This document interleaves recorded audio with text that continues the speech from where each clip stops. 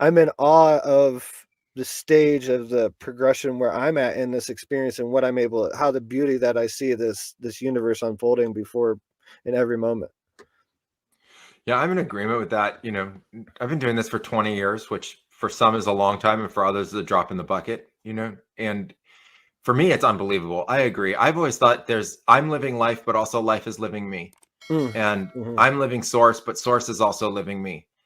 And there's the physical matter of us that is source itself. We don't know where it all came from in its own right, other than that we know that it was created through source, by source, as source, and that we are part and parcel of that in every possible way. And that source is an infinite form of creation.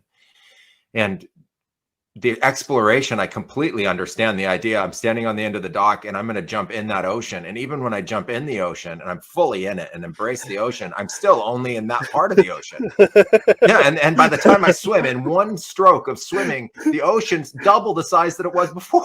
It's like I moved like 3 feet, and it moved the I whole love that. ocean. I love that analogy, man. I Right, love that right. analogy. And I'm going to jump in. Like I am a infinite cosmonaut. I'm here to embrace the totality of consciousness, and I'm going to go and I'm going to figure out more and more ways to explore more of this. And we're going to keep mapping, and we're going to keep exploring, and we're going to keep pioneering. But from the lens of self, it's so small compared to the lens of source.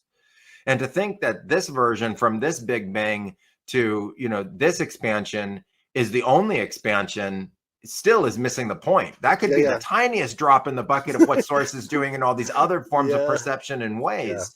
This is the field of consciousness. This is the realm of consciousness, and it includes all the spiral galaxies. It includes everything that we're using science to explore, and we're just at the tip of the iceberg of this. We're at the tip of the spear, learning about what's going on and embracing that. And I would love to think about what happens in 1 billion years if humans are still part of Earth, and that we've learned to evolve with Earth, so we don't have Earth out evolve us, or we out evolve our own evolutionary nature, so that we're still a part of it. And I think the vastness of our knowledge and understanding will dwarf what we are now. I think of us as like proto-humans compared to what's going to come like 1 billion years from now.